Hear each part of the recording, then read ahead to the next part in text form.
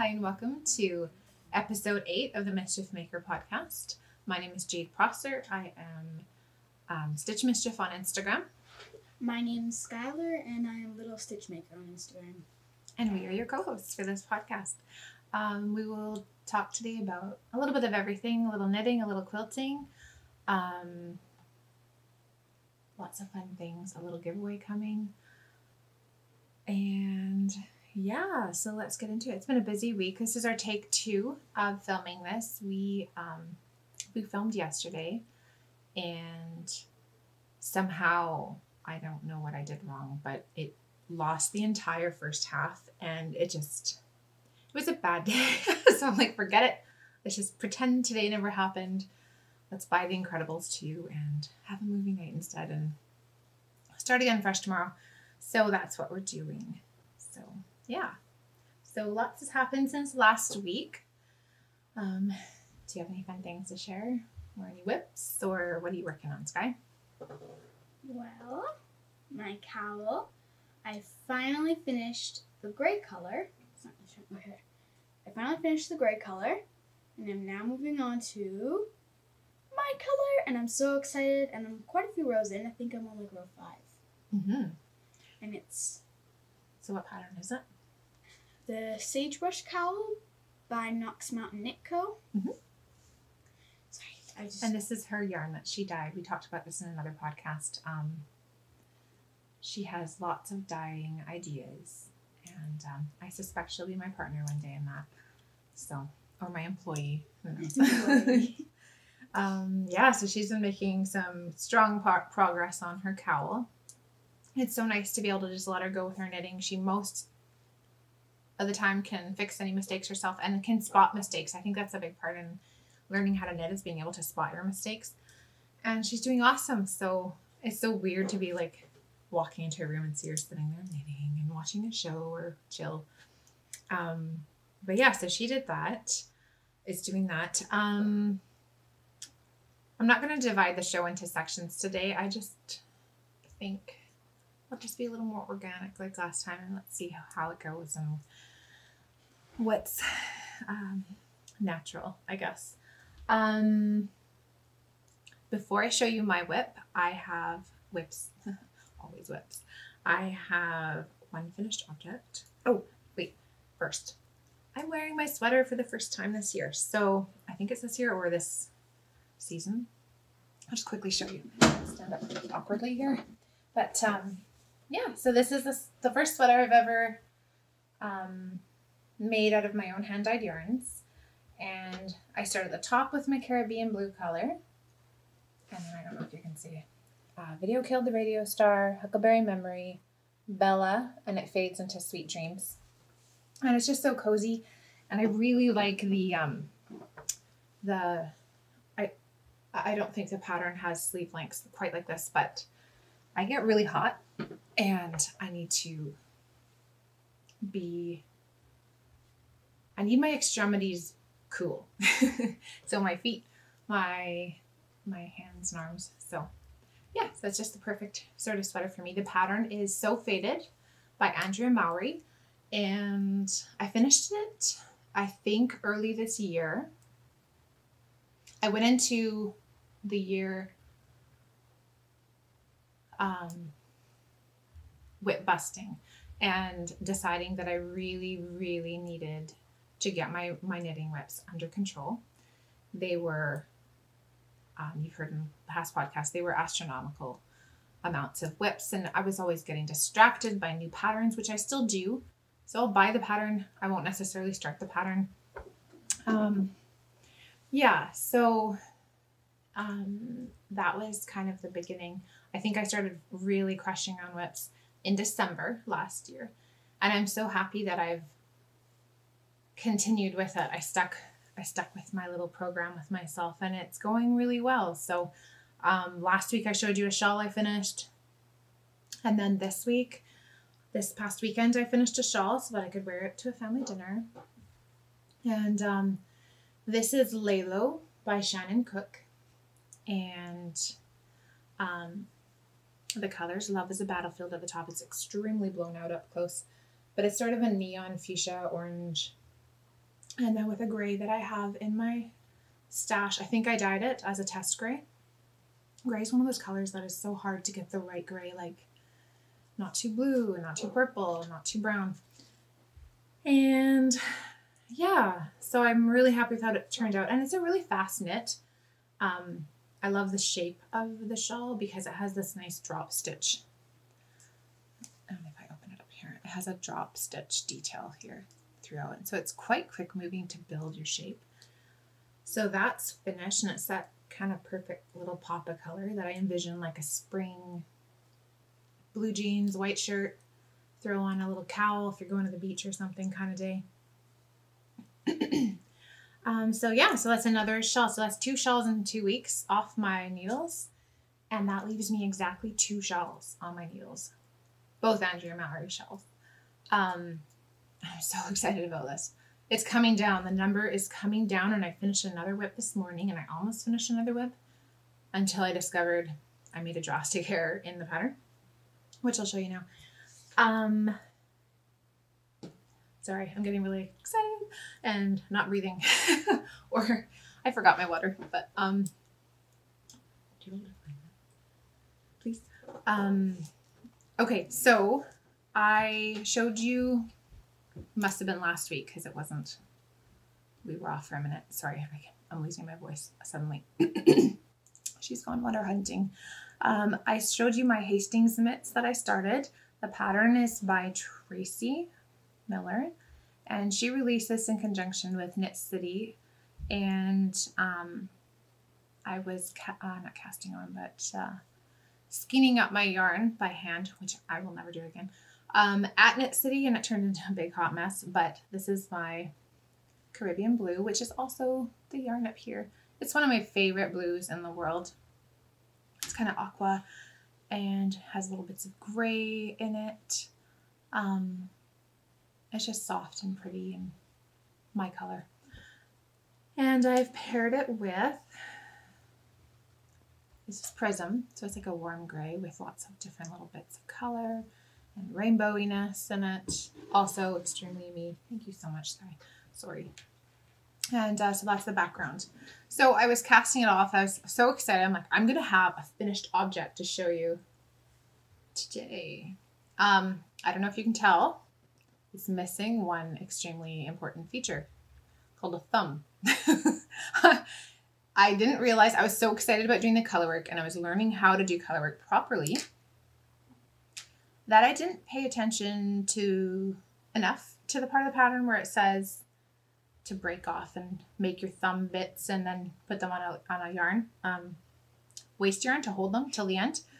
So yeah, so that was annoying to find out this morning, but I'm okay with it. It's just a fingerless mitt. It's worsted weight. It's gonna take, I don't know, an hour or 2 maybe to reknit that. So I'll just go back to about here, add the thumb, and then go back up. Okay, so I learned a couple things on these mitts. I learned with color work that I've been doing it wrong always. No, I haven't done much color work, but what I have done, I've been doing wrong. So one second. So sorry. Okay, now I can breathe again. And I talked about this a little bit last week about Andrea Rangel's little video tutorials on how to catch your floats. I had consciously been taking my yarns and twisting them every time I wanted to catch a float. And that is actually not a good color work technique. And it causes problems with tension and gauge, and you're not supposed to twist your yarns. I didn't know that. So now I know. So these gloves are very much learning gloves for me, despite the fact that I've knit a little bit of color work before. But I'm learning so much. And that's what the fun thing about knitting is, you realize you'll never know it all, and you'll always be learning something new. And after that, I ended up, after those helpful bits of information from Andrea, I ended up buying her book so that I could, she's clearly a wealth of information, and her book has, I'm just going to get it, one second. I forgot to bring it close.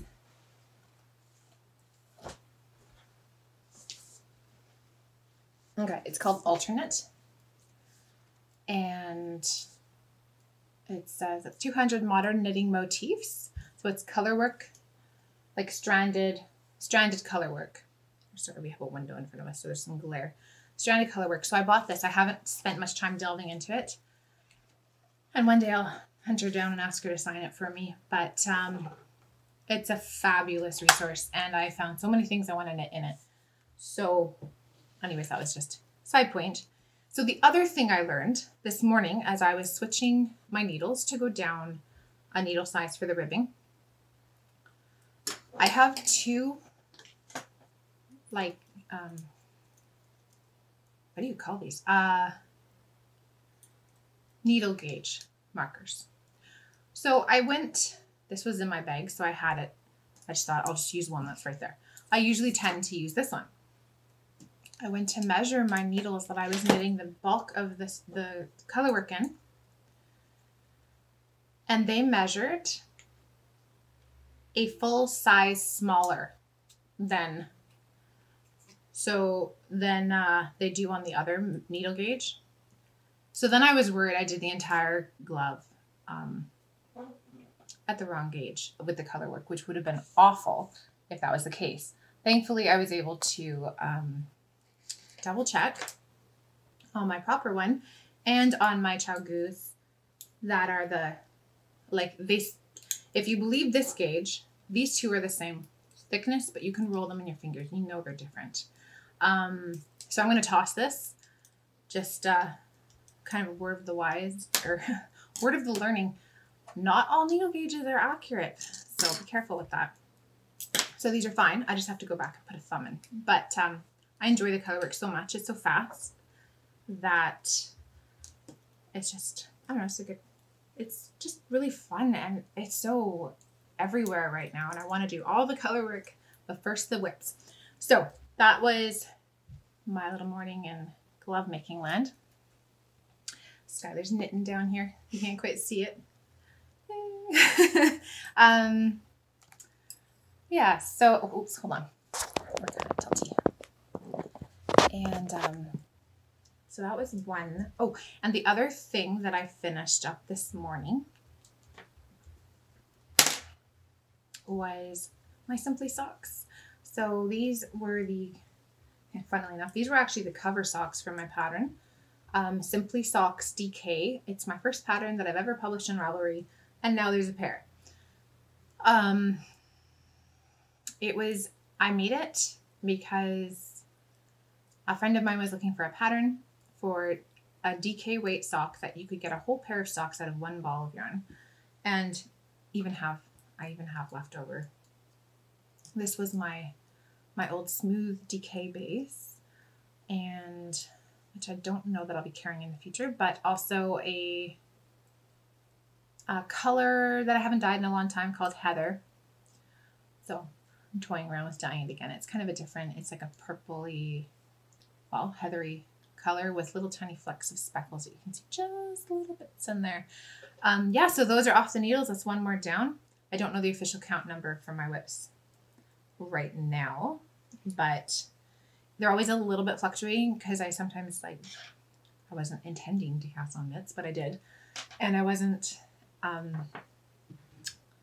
well, there's this test knit that my good friend Joy, it's her first pattern on Ravelry that she's going to be releasing next month. And she asked me if I could test it. And I was like, yes, I will absolutely do this for you. I would love to help out and spread the word. So she sent me the pattern on Sunday, and I immediately ran to Crafty Fiber to get some more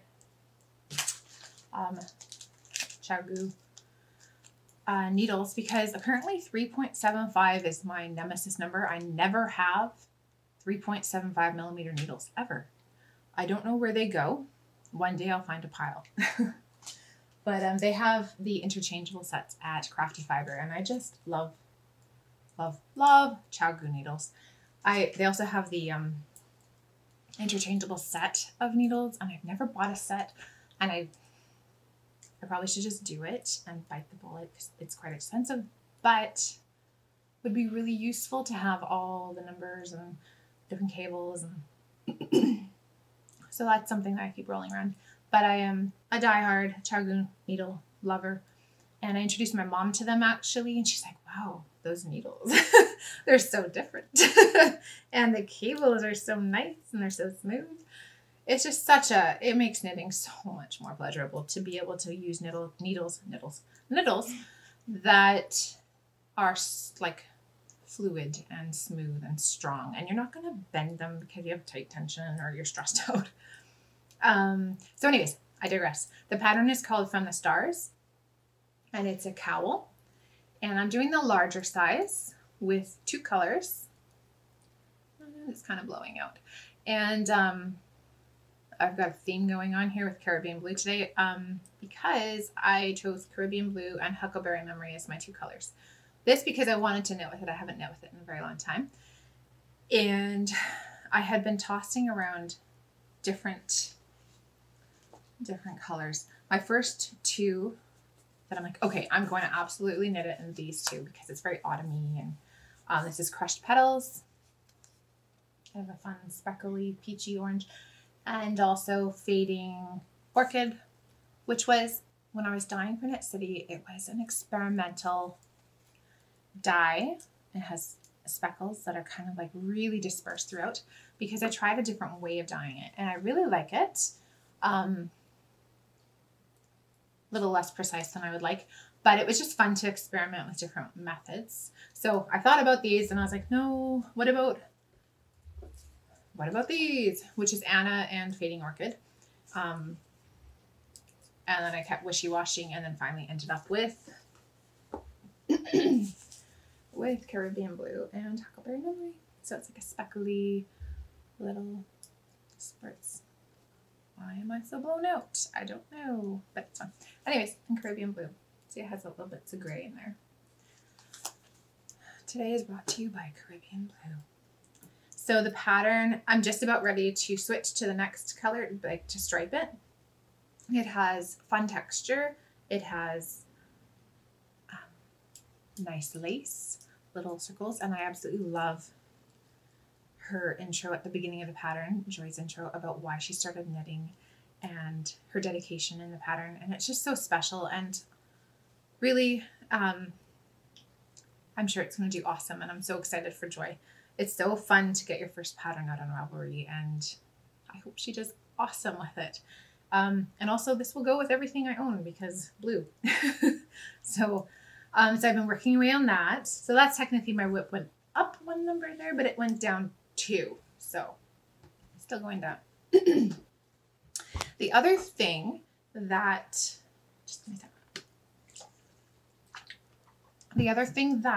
I promised and haven't done yet is show you quilting. So I have some quilting whips for you. Okay, so I think I did this in the summertime, maybe. So this is a quilt top, or flimsy, or yeah, I'll just get up and stand again because ouch. Why not? So this is there, sort of a graphic, maybe a lap size quilt. And the pattern is by Rita of Red Pepper Quilts. I believe, remember I said I was going to look this up? Remember I forgot? Okay, it was not Scrappy Day Trip. That's a different pattern. It has a totally different construction technique. It's called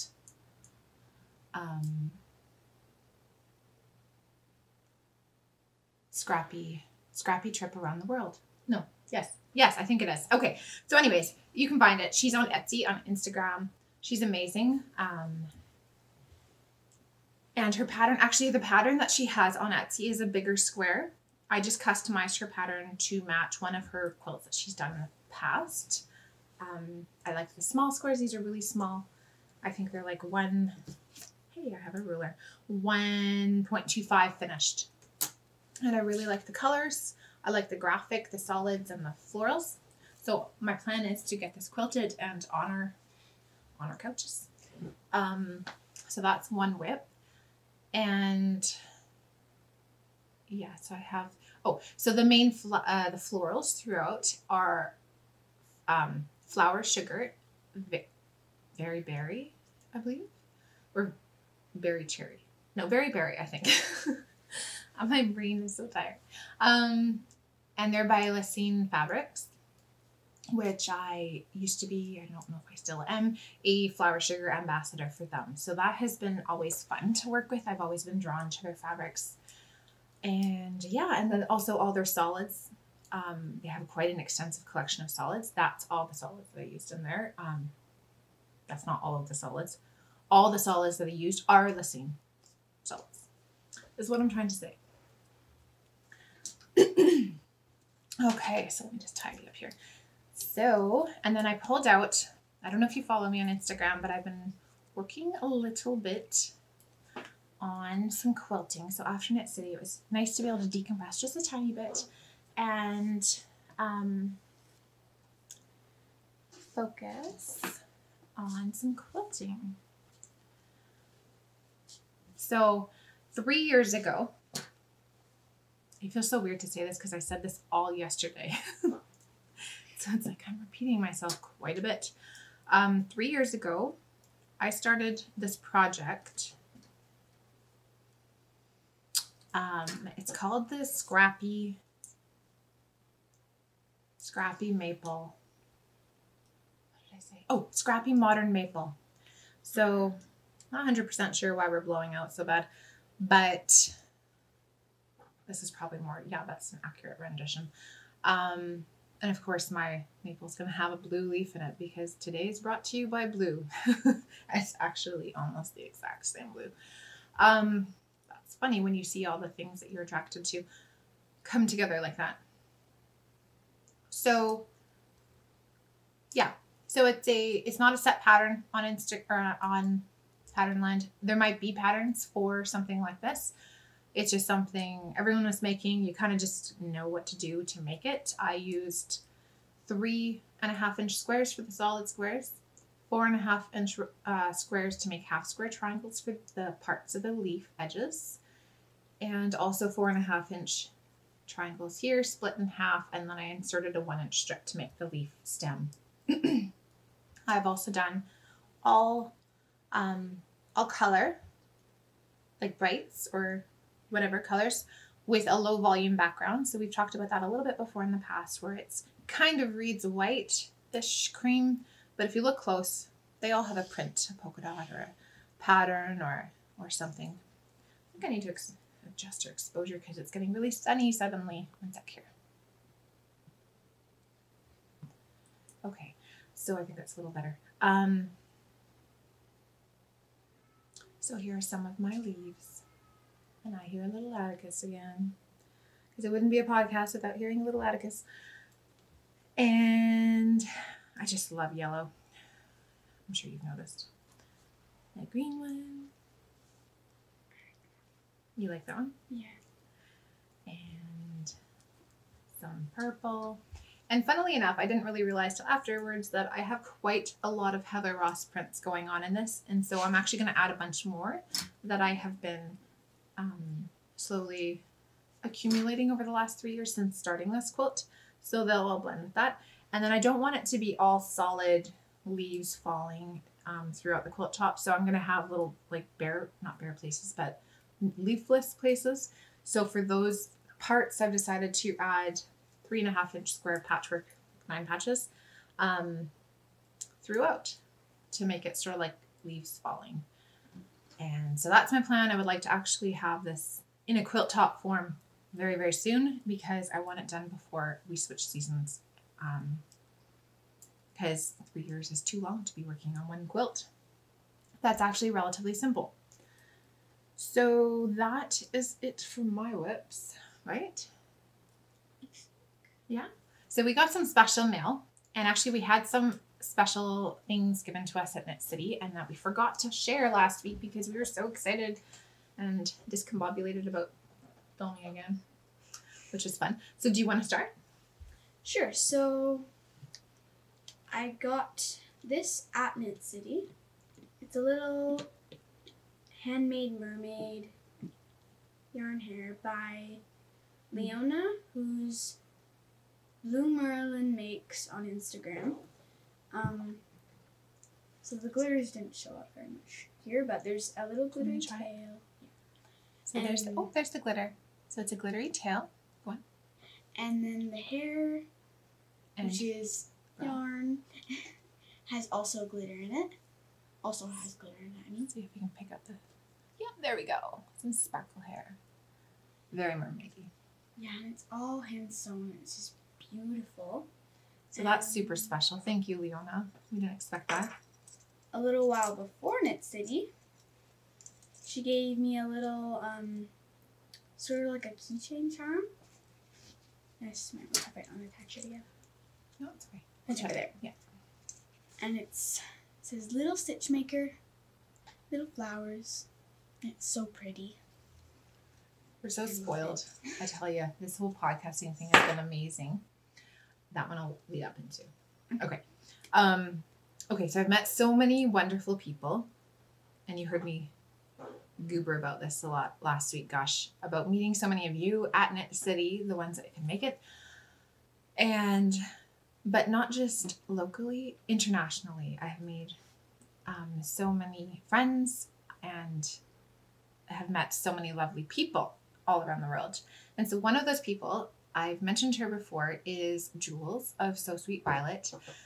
And when I mentioned her last time, I had said that she had given us, the pattern. Ooh, we gotta talk about Ravelry later. Don't let me forget. Okay, the pattern for their new socks called Soul Sister socks. And they're like a rainbow gradient, beautiful sock with a lace detail up the front of the sock. And I loved it so much. I loved hers, especially because there was yellow in it. And it was just so pretty. Anyway, so we're chatting one day, like maybe 5 weeks ago.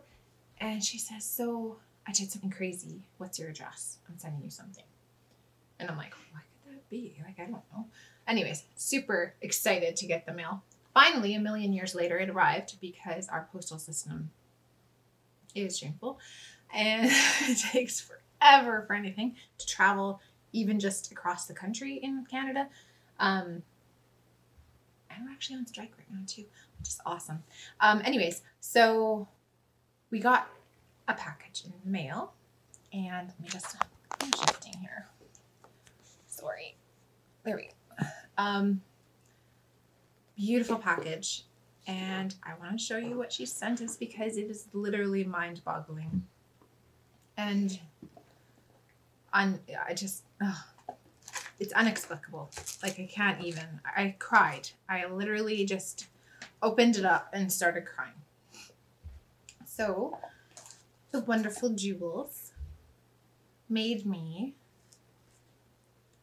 a little box, 2 little boxes of all the yarn that she used to knit her own Soul Sister socks. So now we are going to get to be, let's do this without launching yarn at the camera here, twinsies from across the ocean. So, okay, so not only did she just give me the yarn for the socks, that's astronomical in itself.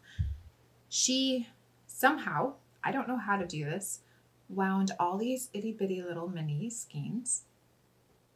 She numbered them in order of what order she put them in the sock, which is awesome and so helpful. And then that wasn't enough. She also made this beautifully done little list of all the socks, yarns that she used, sorry, not socks, so that I know what I'm using when I'm knitting my little twinsy socks with her. And I just can't, it's just so perfect, Jules. It's so perfect and it's so lovely. And thank you. I can't even. And the card she sent me and the little details, I really don't have that skill at doing. One day maybe I will. It's like a goal. And then she included some gorgeous pins, which the sun's coming through the windows quite suddenly. It's a gorgeous day. And you probably can't see this. I put them on my Instagram page, but it's a tiny little So Sweet Violet pin. And also a gorgeous glittery rainbow with little tiny sparkly yarn balls at the bottom. I believe both of, yeah, you didn't know that? They're not clouds, they're yarn balls. And and also some more stitch markers and project keepers. And I believe that those pins for sure are in her shop. we go. No, kind of, maybe. They're in her shop that she sells them from the UK. So we're so completely spoiled. And I don't even have words. Oh, and some Tilda buttons in a beautiful red floral. And we're really blowing out because the sun is like, wow, it's autumn. Yesterday, I'm kind of glad we got to retake this, to be honest, because I was grumpy yesterday. It was one of those days, you know, it was just like an off day, and it was cloudy, and I was kind of, it was just gray, and I kept forgetting people's names when we were talking, just because my brain was so not right, and it's a much better day today. So then, okay, so that wasn't it. She included chocolate for the boys, and a special package for Skylar, so she can show you.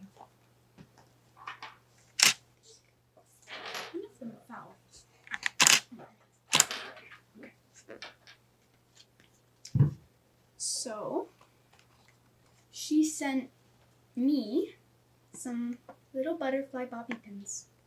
It's also... Well, I think they're Liberty.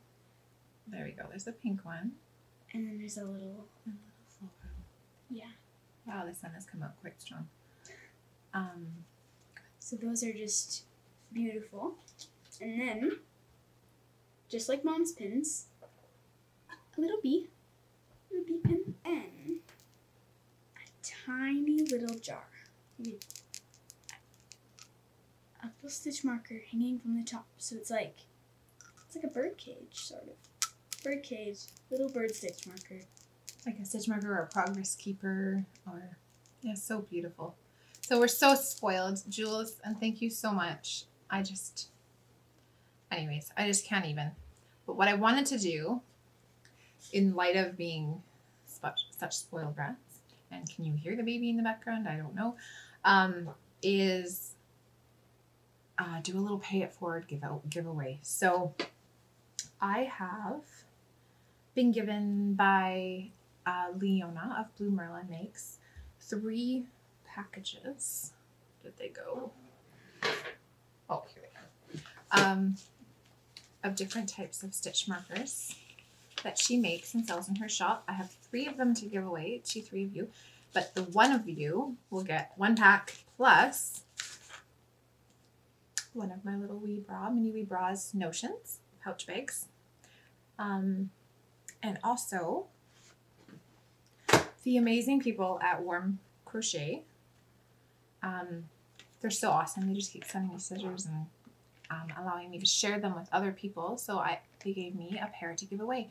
Now it's not, okay, because of the plastic, it's hard to see what they are, but they also gave me one for myself. They're rose gold. They're so gorgeous and so sharp. They're my absolute favorite scissors. So I have multiple pairs now, and they are my go-to snips. Always, always, for knitting, crochet, sewing, crochet. Yeah, well, for anything. So I'm going to include those to the main winner, and also a set of rose gold little bulb stitch markers for you from our shop.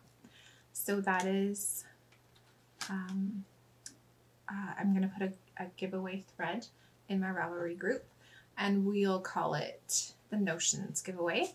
And you can tell us your favorite notion as a maker, whatever type of making you do, what that is. What's your favorite thing that you just can't live without? For me, it's also one of these, and an accurate one. It needs to be accurate. So, oh, and also when Sky was showing her little treats from Leona of Blue Marilyn Makes, I forgot to show you what she gave me too. Let's just hope the sun and the glare don't blow this out completely. So one was this little, no, I'm holding it by the wrong thing. Adorable little popcorn progress keeper, which is wonderful and adorable. And these will have a hard time showing up because of the light, and they're shiny. So bear with me.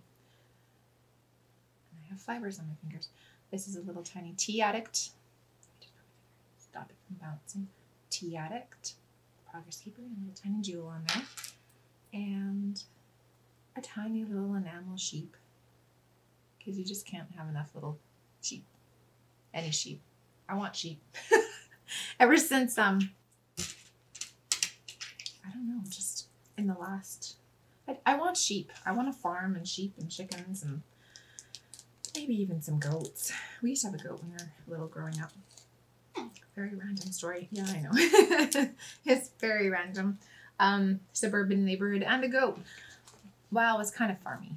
Slight farm, but it wasn't our farm. But we had a goat for a little while. Her name was Biquette. So yeah, giveaway.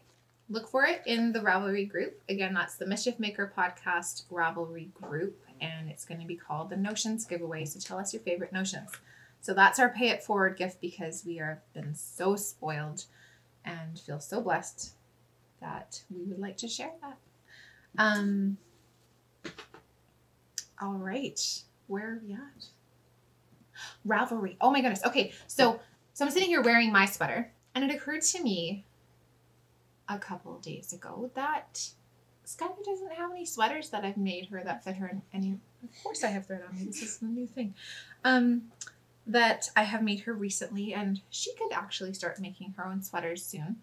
The patterns are a little bit more complicated than, say, a shawl or a cowl, but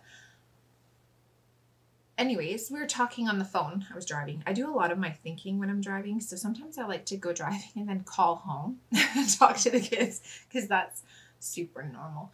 But I'm thinking of stuff, and so then I'm like, I have to tell somebody before I forget. So I set her up on my Ravelry account to go like looking through my patterns that I've bought, and I was very curious to hear what her choices of sweater preferences would be. Like, she's different now. Like, in the past, when I made her a sweater, I made her a sweater. Like, I chose it. She was like 5 or something. So I didn't really think about her preferences. So it was very interesting to hear her let loose in Ravelry. So, and actually it was very interesting to see her choices unclouded by the knowledge of popularity. So she doesn't know whether a sweater is very popular or a shawl is very popular. She knows a little bit. She's kind of getting there in terms of awareness on Instagram and stuff. But for us grown-ups, we can be easily swayed by whether a project is extremely popular, and sometimes that will color our reasons to wanting to make something. So it was nice to see a pure kind of palette go in and say, now I like this and this and this. And what did you like? Tell me what your thoughts are. Well, for sweaters, my favorite was one of the ones by Andrea Mowry. Mm-hmm. It was called, I think, the Comfort Cardi. Mm-hmm. Yeah, so it had sort of like a comfort. I'm trying to find the word here. Rolled like collar. Something. It's sort of like having a little pillow, but I don't know. So it's a rolled collar is what she's thinking of. So it's that heavy, like a high neck, and it comes back down again. So it looks super, super squishy and soft. And yeah, and then for my second favorite, another one by Andrea Mowry. That came out wrong. It was one that was, I think it was called Wool and Honey. It was like a sweater, and then it had not all straight honeycomb, but it was basically hexagons going down, sort of like it's dripping honey, but instead of hexagons. So it was so pretty. So that one's my second favorite. I think I might make that later. Awesome. And then I found multiple shawls.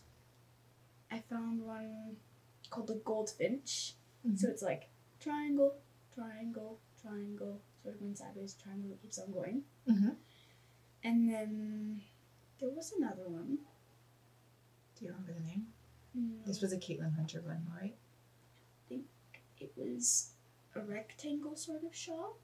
And it went... Oh, right. I remember what it was. Mm-hmm. It was like one color, and then chevron, larger chevron, smaller chevron, and then color again. Do you remember the name? No. No? Okay. So that was really fun. So she's decided she wants to knit She's decided she wants me to knit her a comfort cardie, but in fingering weight, because she likes the lightness of fingering weight. So I have a new base in the shop that I'm going to probably do it in. I have a new merino cashmere nylon blend, 80-10-10. So that's arrived and is ready to start dyeing. So I just need to do all the math and do the gauge swatch once we get some dry, and then we gotta pick her fade. So I'm very curious to see where this goes. So she might have her own sweater soon, so that's very exciting. And also, it was just such an interesting lesson in having a child who makes with you and someone who is untainted by popularity and general opinion, I guess, is the thought there. And also, I just really love having someone who can talk my language, because you mentioned this to my husband, for example, he'd be like, okay, what? What's fingering? Is that the weight of it? Is that the color? No, it's not the color. Yeah, so there's a bit of a gap in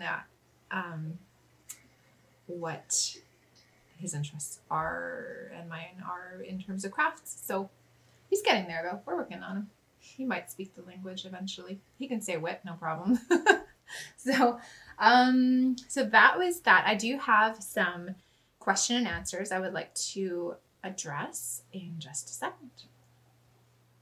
Okay, so for question and answer, I did my usual requesting. Oh, just one sec. I'm pouring water into a glass so to make it easier to drink. Okay, I did my usual asking my Instagram people what you would like to hear on a question and answer. And so I have a few that I'd like to share. So the first one is Finch bucket related. So I actually have some housekeeping news with that too. It came to my attention recently, in the last few weeks, that my pattern isn't easily convertible to metric measurements. And it had never occurred to me to include a metric version of it. But once that seed was planted, I really couldn't let it go. And it was really bugging me that there were parts of the world that couldn't make my Finch bucket without some serious brain hurting. So I did the brain hurting for them. And I have it in testing right now, the metric version. So everyone who's bought it online will get an email update when I've released the pattern. And it's not something that will automatically print out. You have to actually make sure you print it out yourself. It'll just be in there in the zip file. I hear some intense crying or baby yelling. Mad, more like. Anyways, so it's in the file.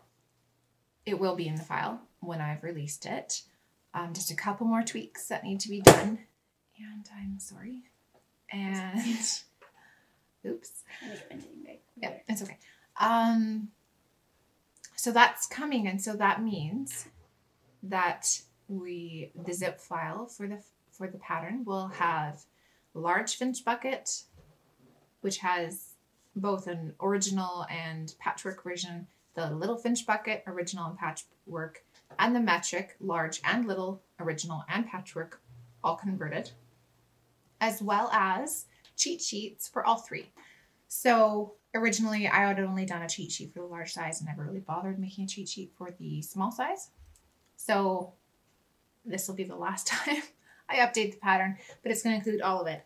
So I also wanted to announce that I now carry paper versions of the pattern in my shop. So you can order them there. And when you order a paper version, there will be a coupon code inside that you can go and pretend to buy it in my shop. You'll get an email copy of the pattern as well, so that you have a digital file. I get really stressed out about buying paper patterns and not having digital files. So I wanted to include that with all my paper patterns. So oh, my shop. Okay, that's something new. I never even mentioned it. Okay, I finally got my shop loaded up after Knit City. So on the weekend, I had a big old update and put in over 300 skeins of yarn. It was a ton of work, and I will never let it get like that again, but it was all the Knit City stuff. And yeah, so my shop is finally full of yarn. I'm so happy. There's a couple of bases that I'm phasing out. I'm still tweaking out the layout of, because sometimes I'll have a color, but across different bases. So like Pacific will be on Gossamer, which is like a lace kid mohair lace weight, or pure singles or silky singles or whatever. So I haven't finalized the shop layout 100%, but it's full of yarn. So yay. So I'm very happy that I finally have that done. And now I can move forward with some other things that I've been working on. So the other question regarding Finch buckets is, if you buy the pattern, can you make and sell the bags? Absolutely. I have always respected and appreciated pattern designers who allow you to do that. It's very frustrating if you buy a pattern and then there's some note in it where it says, oh no, you can't sell these or whatever. I really appreciate when I buy a pattern that I'm allowed to make and sell, because before this was my business, that was how I earned money for, like, little bits of money for buying more fabric or more yarn or whatever without touching the family funds. So absolutely make away. Don't wholesale it, but like not wholesale, but don't I don't know, factory make it. But a small scale, go for it. Have fun, and I'm so happy. I do that myself, and it's one of those, the more the merrier. Go for it. So another thing someone asked is, when will Finch buckets be available? And the answer to that is, I can't give you a solid date, simply because I have a couple commitments that I need to finish, private ones, with some Finch bucket making, and I'm just finally getting back into my groove with sewing. I kind of burned out after Knit City, and it's been hard finding my rhythm again. And so I'm working on that. But as I start ticking things off my list of things to do, it feels really good, and I feel like I can move forward. But I can't give you a solid date. I do have a bunch that are in progress and a couple that are done, but I want to be able to put a bunch in at one time. So I will keep you posted. If you follow me over on Instagram, I tend to always announce these things on Instagram. So you won't be surprised, or it won't be a sneaky shop update. They'll be there. Another question was, what kind of equipment and software do you use? So just give me one second. I'm really struggling with the voice thing today. We're just coming out of being sick all around of us. So I don't know. I feel like I'm getting, it's not great, but just froggy voice. So I have not yet solidified the best option for filming our podcast. And it's very irritating to me that I'm on episode 8 and have not sorted this out yet. I research and I research and I research, and I still can't quite get all the answers I want. So if you have any ideas, feel free to leave them below in the comments. I would love to know what, if you podcast, what do you use that makes it a little less headachy? Currently I'm using, so this is my Google Pixel 2 XL phone, and I had originally thought that I could attach my external mic to it, and you can, but my phone is not updated yet from Google, that it's not really working. So I thought I was doing it when I first did it, but it didn't.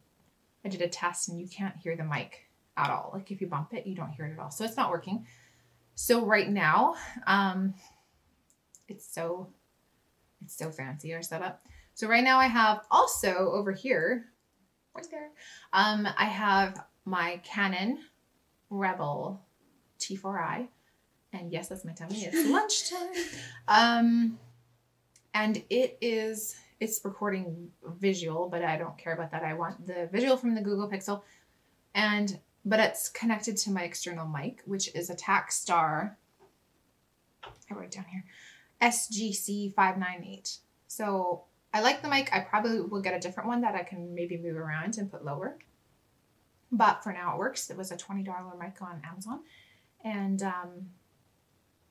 yeah, so that's kind of what we're doing right now. And I'll Mickey Mouse it together and put the sound together in editing. Not together. I'll merge the sound and video to make sure they match. And then I'll do that in my editing software, which is Adobe Premiere Pro. We are lucky enough to have the full Adobe library through SoundsWork. So that is what I trained myself to use to do editing. And it's been it's like a professional level program.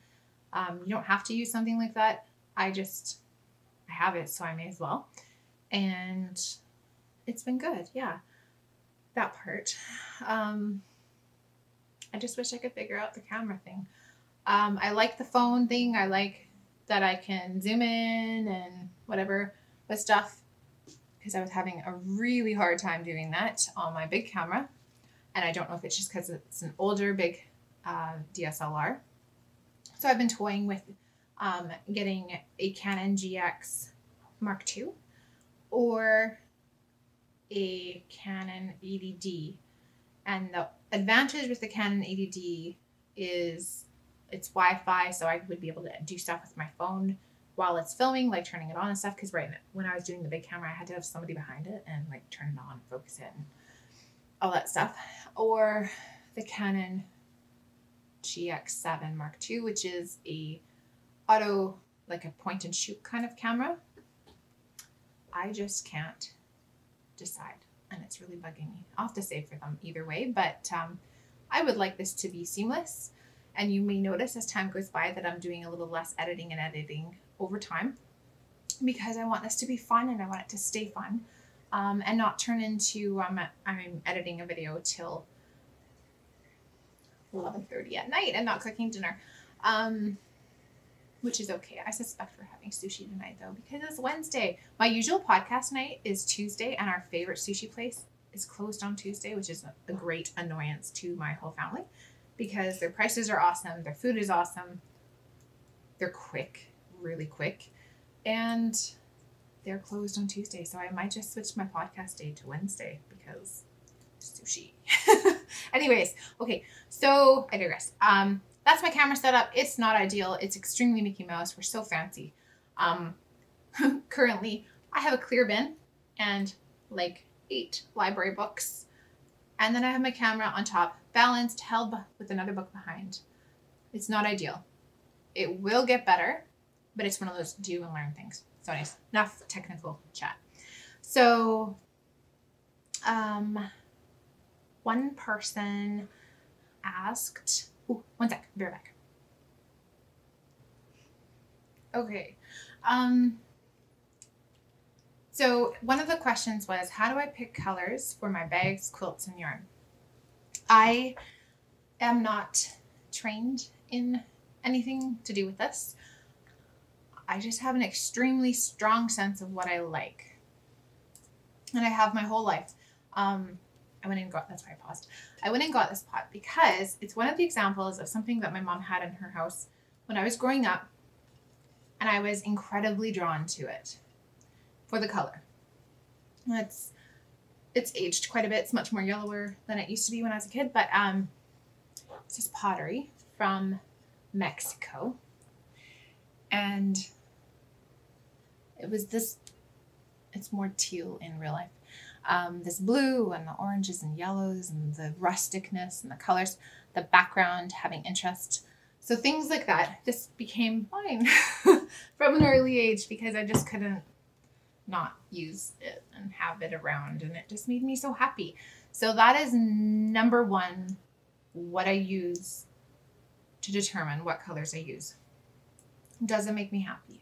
Does it make my heart go when I look at it? And that is it. It's not a school thing. I wish I had done a little bit of schooling in like the color theory and art aspect of things. I instead kind of went into a little bit of the accounting thing, which is absolutely not my thing anymore, even though I worked in accounting, but I suck at it in real life. Yeah, I wish I had a little more training. But other than that, it's just knowing what you like and what feel you're going for with color, warm or cool, and just kind of going with your gut for me has been what's worked so far. I'm sure I've made lots of bad color combinations, just nobody will tell me.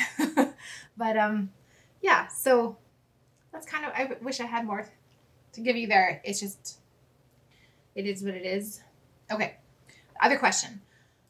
Someone says they love, this was Trisha, Tie-Dye Diva. She asked, she commented on our craft room redesign here and said, what's her biggest tip for organizing our craft room? So for me, it's always function comes first. So if it looks pretty at the end, yay, that's awesome.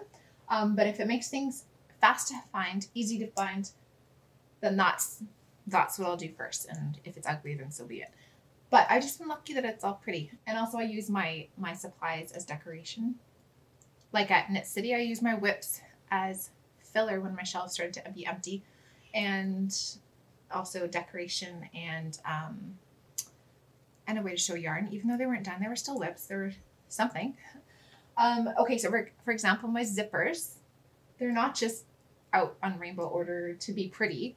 They are sorted so I can easily find the zipper color I want, find the size I want because they're tiered. So the shortest size in the front, longest size in the back, and my threads, although those are kind of decorative because I primarily use cream. Yeah, I don't know. Yeah, function. This is the first time I've had most of my craft supplies mostly in one sort of area. There's still another unit in my laundry room that holds things like batting scraps and stuff like that. But this is most of it. And it's nice to have here because I'm much more inclined to use my scraps if I see my scraps versus they were in the corner of my sitting room over there. And I just never, it seems so hard to go and get my bins of scraps and put them back and get them. Like, so now I might actually use them. So that's the plan. Yeah, so always I do function first. And also this is also storing my Knit City shelves while being useful. So I don't have them in a spidery garage, gathering dust till next year. So that's pretty much that.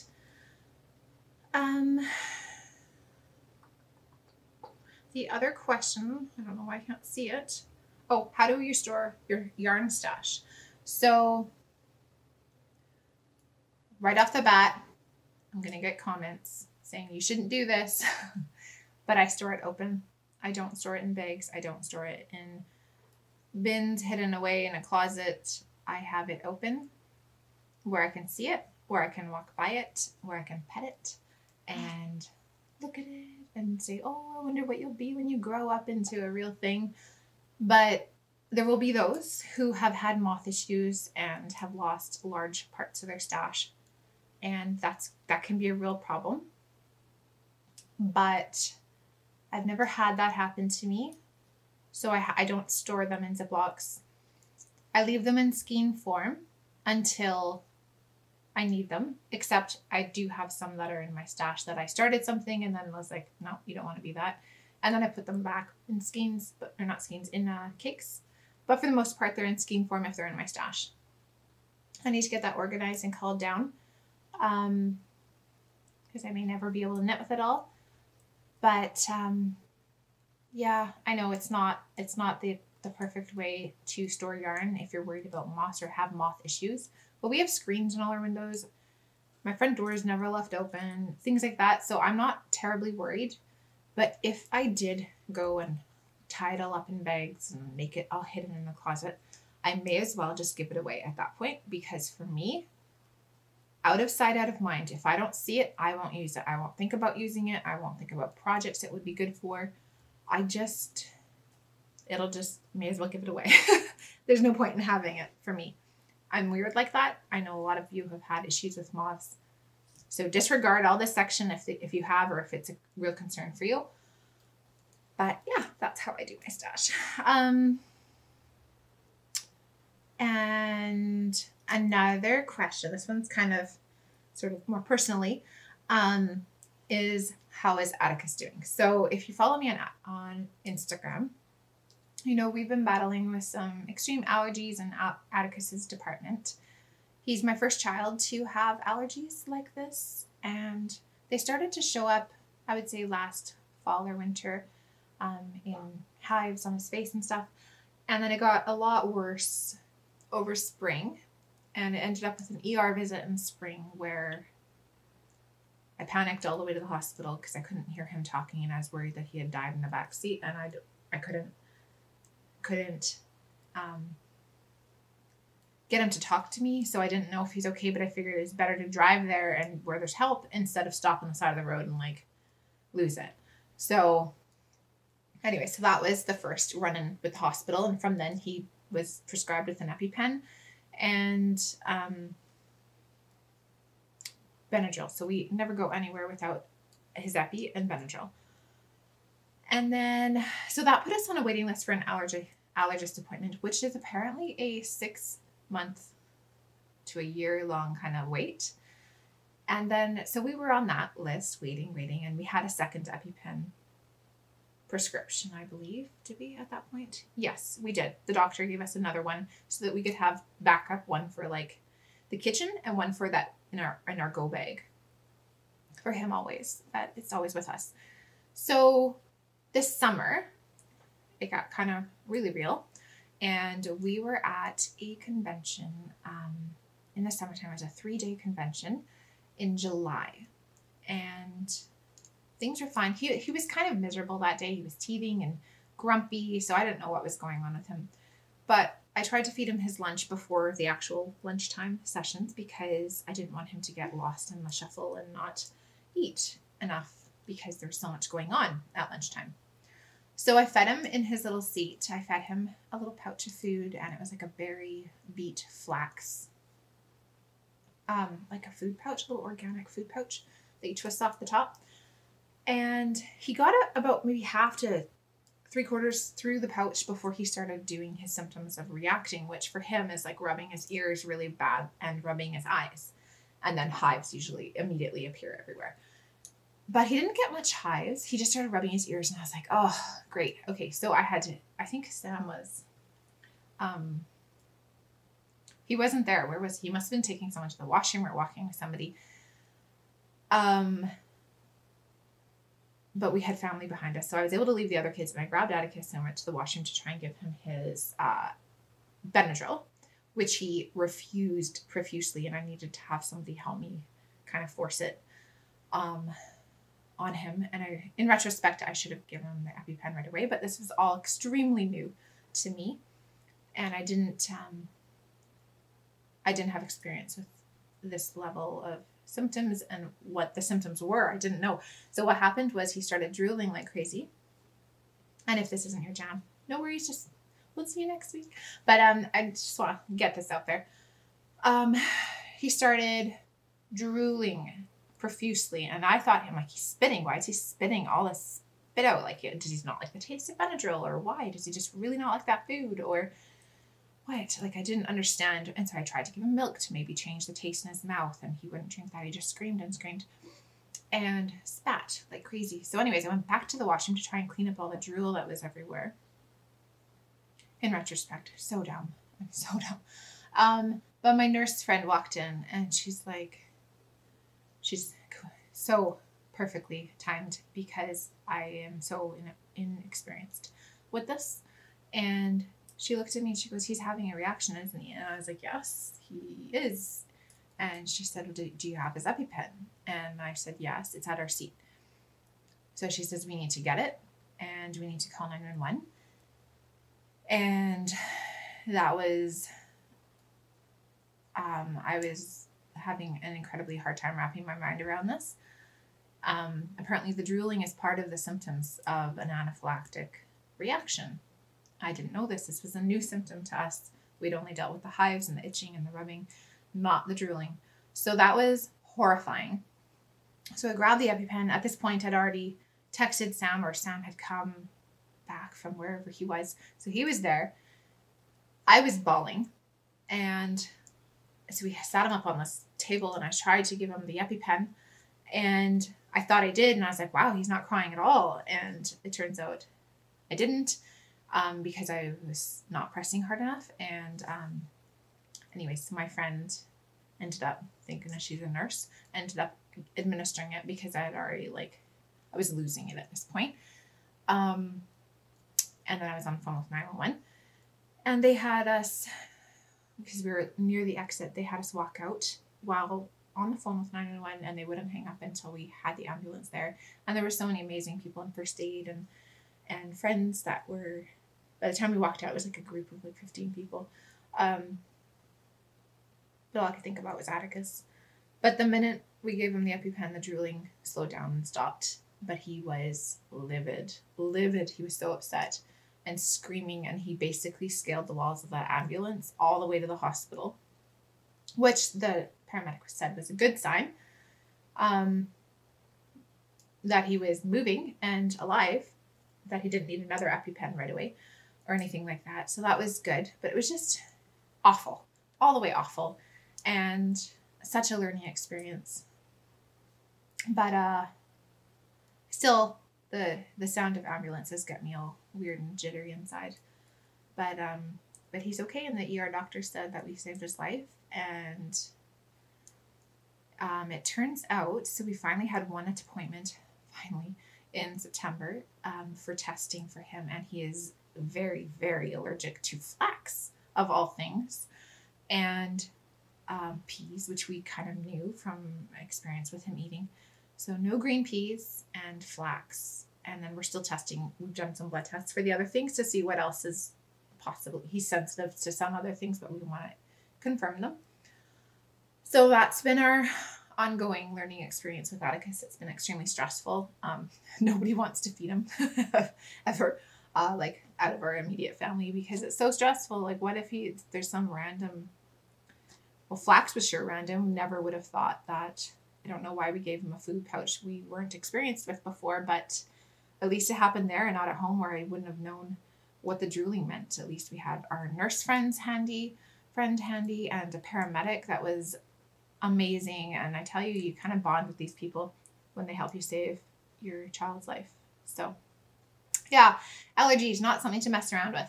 So that was, so that's our kind of progress report. We are waiting on our next appointment, which is on the 31st of this month.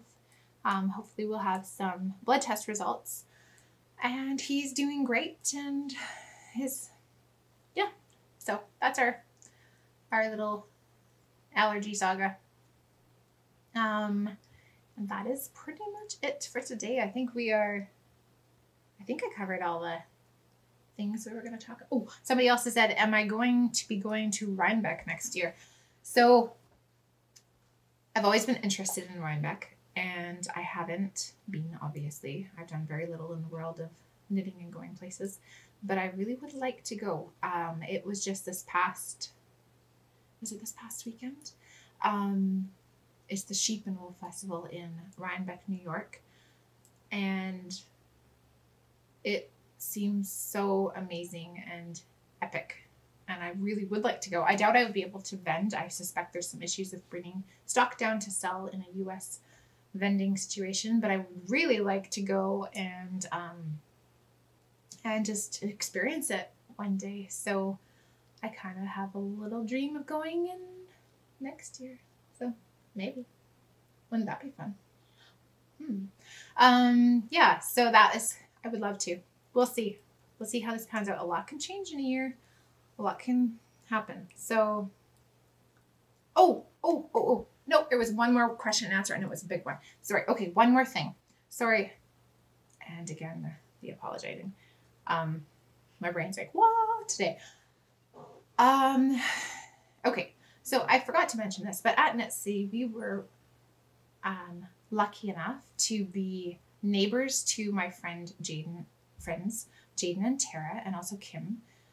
Jade and Tara run Midnight Cravings, and they have an Etsy shop. They're yarn dyers as well.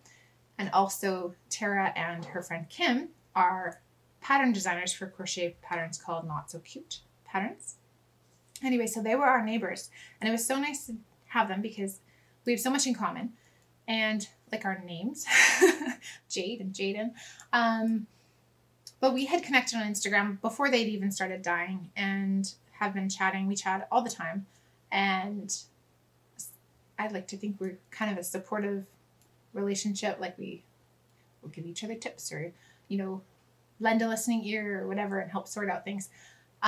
Just good friends. Anyways, so before this question was asked of me, I had actually been asking Jaden about this because I need to know what to do about this myself. So I will share what Jaden told me. The question was, how do you keep from burning out? And do you keep like a certain working schedule? And so this is still something that I am definitely working on myself, building boundaries and having set work time schedules, and not just kind of being wishy-washy or how do you say it, in spurts of productivity. I do know I definitely burned out after Knit City. Not at first. It took a little bit to hit me. It was funny. It was like a very delayed reaction, but I think that's just from having a to-do list that's a mile long and needing to work through it and commitments and stuff. But this business has turned into something that I really want to nurture. It's a real thing. It could be a real thing, and it could actually be a good thing for our family. And I would like to not ruin it, namely, by being inconsistent or unproductive or disorganized. So I was asking Jaden, like, what do you recommend for doing this? And so she recommended setting boundaries. For example, a work day would be from this hour to this hour, and then no more emails after this hour, and then weekends are off, and weekends are for family, and that is absolutely balanced. And that would be a good time actually for me to do things that are hobbyish, like quilting or knitting for fun, not shop knitting. And I think that's a wonderful suggestion. Thank you so much, Jaden.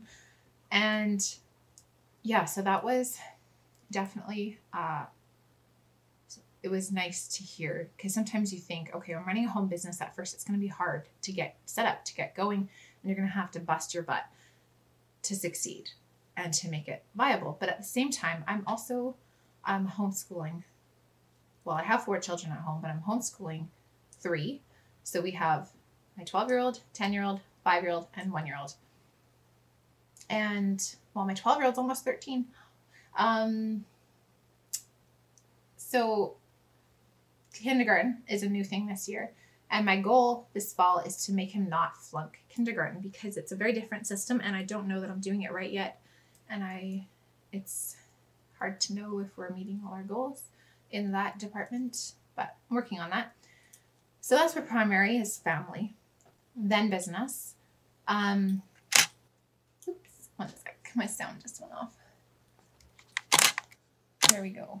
Why does it do that? I don't know.